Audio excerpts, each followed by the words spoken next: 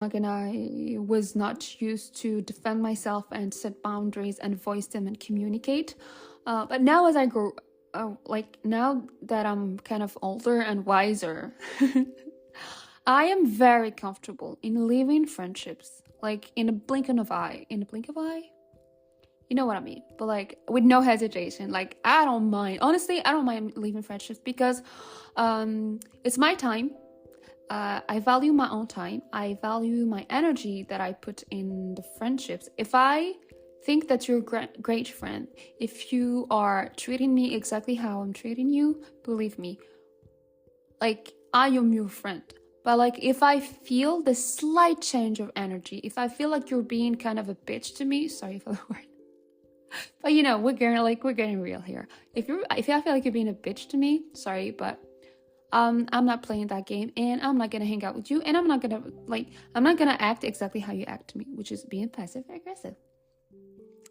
And I think lately, because I was working on myself and setting boundaries, if I find myself in a situation where the other person is being mean to me and I consider you a friend, at first I will kind of take my time and kind of shift myself from that circle of that friendship, and like set my own boundaries and spend less time with them.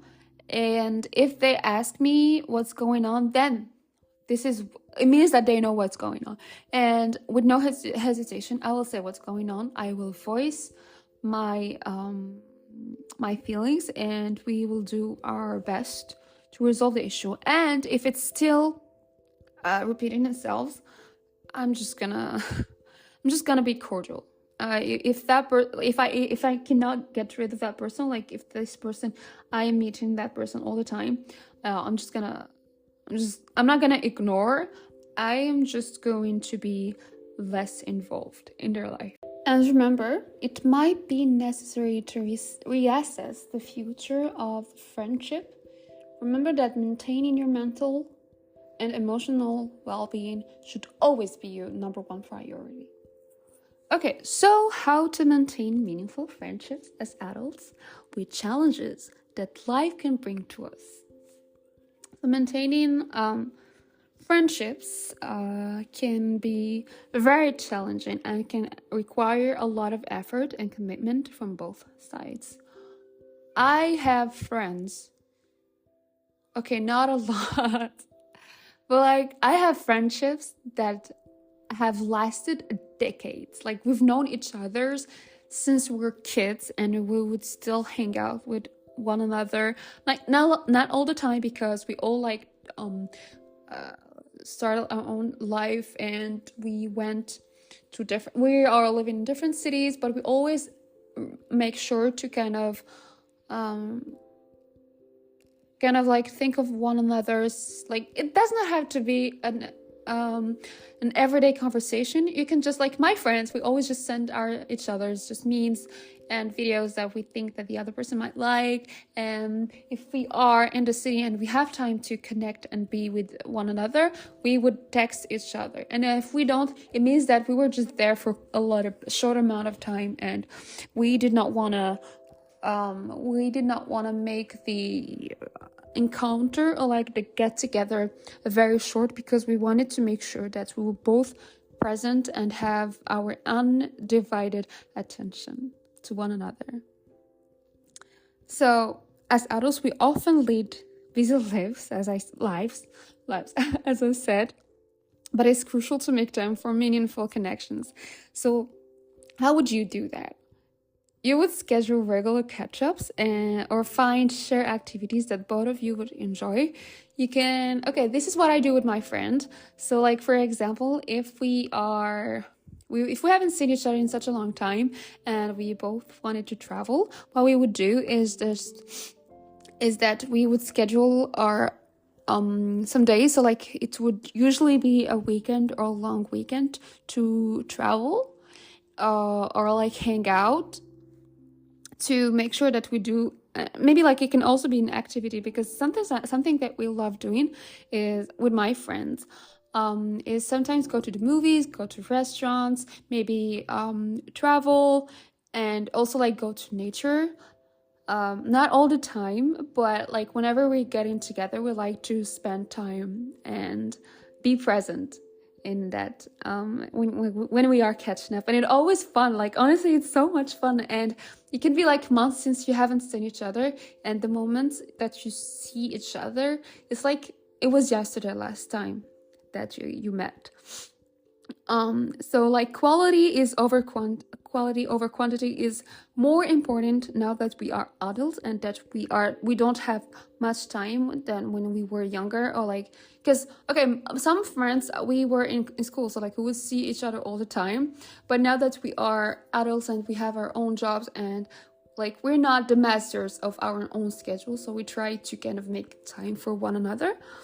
So this is a really great way to it's a really great way to maintain and grow meaningful friendships.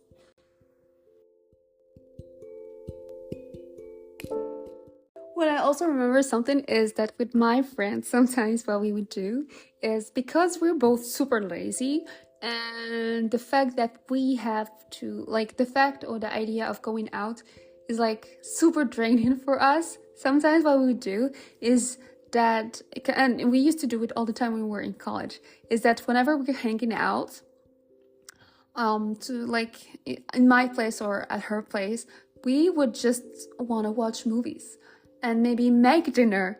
Like, oh my gosh, I just remembered, yeah.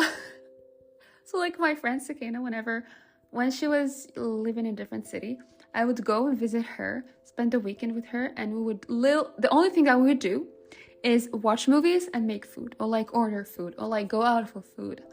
And whenever like she's visiting me, this is what we would do, is that like she would stay over, we would make food, go grocery shopping, just go on walks and watch movies all the time. And this is exactly what we were doing when we were kids and broke. So like we didn't have much money to go out or go to fancy restaurants or like to do like amazing crazy activities. The thing that we would do is like go to the movies, maybe get some food, or hang out at her place, at her parents' place, and we would order food, and it would usually be pasta. Like we loved ordering pasta from that restaurant, and we would hang out, spend hours talking, chatting, catching up, and we'll say goodbye at the end of the day. And it would usually be around 10 p.m., 11 p.m. So I like to emphasize that while it's super natural for friendships to evolve and change, they can still be incredibly fulfilling and nourishing. So remember, you need to surround yourself with friends who support you and encourage your growth. Celebrate each other's successes, and be a listening ear during challenging times with no judgment. Ask first, do you want me to hold you in my arms? Or do you want me to listen? Or do you want me to advise? Ask first. And whenever you're going to kind of pour your heart out to them and complain, ask first, are you willing to listen to what I'm going to say? Are you ready to listen to what I'm going to say or not? Why? Because you take permission, you ask for permission if they are ready to listen to you, in order that if they are, you can talk freely. If they are not, you will not be frustrated talking to them and you feeling like they're not listening and they're not present with you. And just remember that, what was I going to say? You need to treasure the moments you share together. Honestly, like I have some friends that are like family to me, and it's not very common. So please, if you're listening, remember that it's okay to outgrow friendships that no longer are serving you, and it's essential to address passive-aggressive behavior while you are nurturing the friendships that bring you joy and fulfillment in your beautiful, shiny life. Thank you for listening. I hope you liked the subject, and please feel free to leave comments. Please don't forget to subscribe, share the episode, share the podcast if you liked it with people who might who might find it interesting. And until next time, stay connected, keep building those meaningful friendships. Bye!